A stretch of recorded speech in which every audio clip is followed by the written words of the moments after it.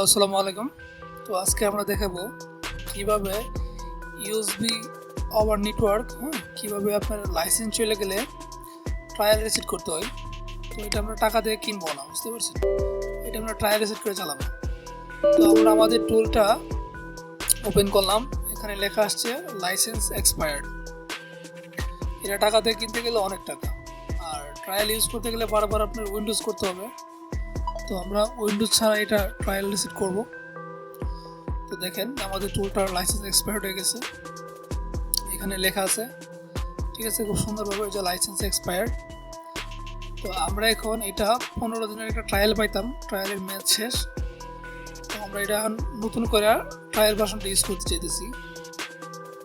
টাকা দিয়ে তো কেনার দরকার নাই, ঠিক আছে। তো এখন আমরা এটা ক্লোজ করলাম।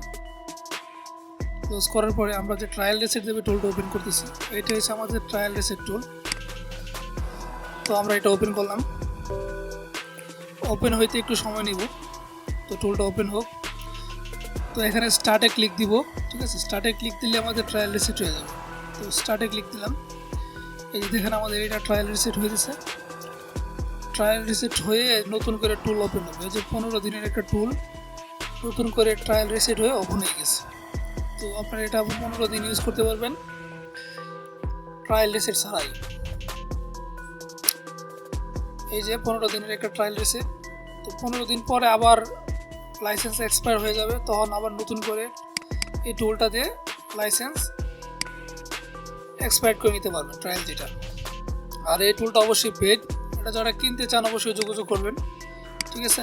এটা ফ্রি টুল না, এটা সম্পূর্ণ পেড। আর বিভিন্ন সফটওয়্যার সার্ভিস পেতে অবশ্যই যোগাযোগ করবেন, ঠিক আছে। আসসালামু আলাইকুম, সবাই ভালো থাকবেন।